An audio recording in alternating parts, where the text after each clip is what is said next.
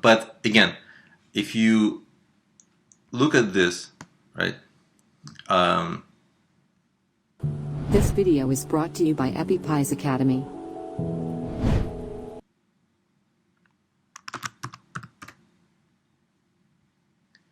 You say nutrition, right? Look at the top 10. Nutrition.gov, number 1. No idea what this is. Some news. Wikipedia, nutrition.org, .gov.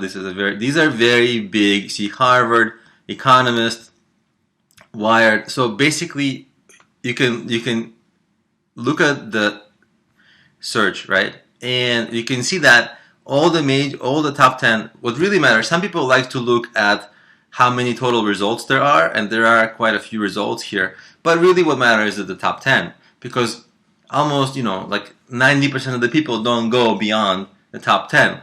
So really, you need to be in the top 10. And as you saw here, I mean, there is no room in the top 10. It's all either Wikipedia or government websites or education websites, like you saw Harvard. I mean, you're not going to beat Harvard. No matter how much SEO you do, you're going to have a very hard time.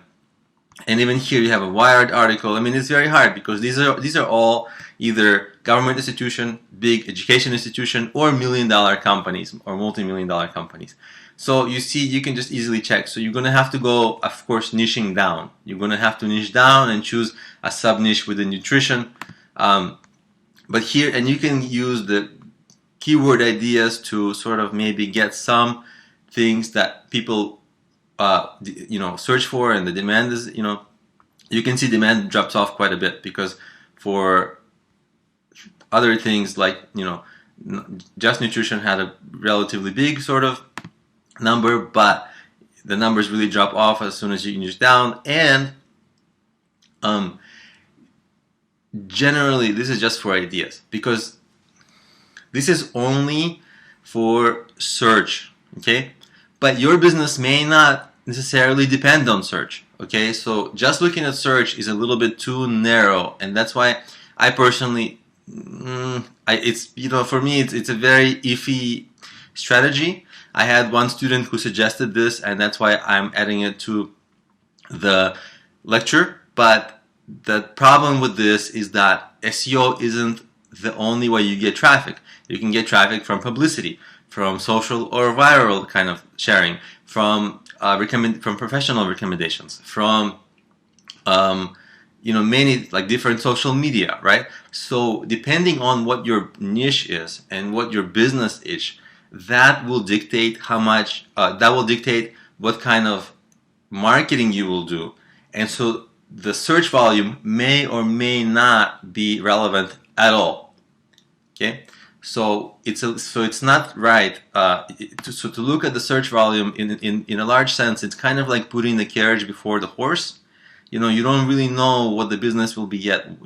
So search volume isn't really you kind of want to verify that there's some demand, fine. But I'm not excited about this strategy because it misses the boat in a way. So anyway, that's how you kind of sort of go through categories of different things and get ideas. And this is a very, very, very rough estimate of the demand of the niche that you will have. Of course, in every niche, like I mentioned earlier, you want to gauge how lucrative this niche is. Okay, for people who want nutrition, see, actually, you don't really know what people. If people actually just search for nutrition, you don't really know what they need. Do they need information? Do they need a coach? Right? So information. Maybe they'll buy your book or a course. Fine, this is good. Most people will not buy, right? Most people like stuff for free, so you can monetize them with ads, which isn't a great strategy because it doesn't monetize well. But if you look for a nutrition coach, right? So let's say you're a nutrition coach, then you can get clients, and then once you get clients, you can sell them your book and your course. So let's say nutrition client, nutrition coach. Okay, but these are going to be much more lucrative people, right? And let's see what happens if you go for nutrition coach.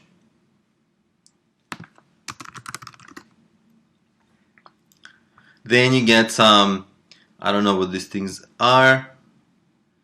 Coaching Food Renegade.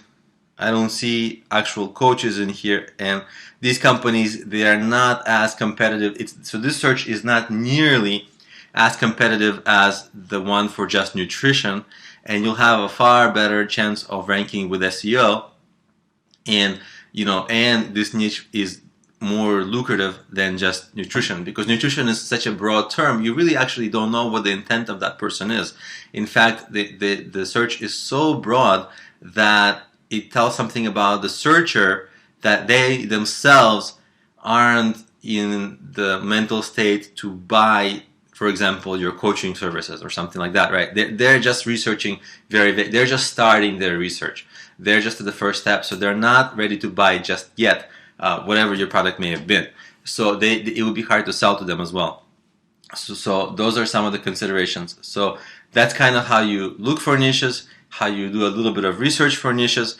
And by the way, also in this course, one of the way you research niches is to get professional advice, and there's a whole lecture of how to get advice from top industry experts. So that will be covered there.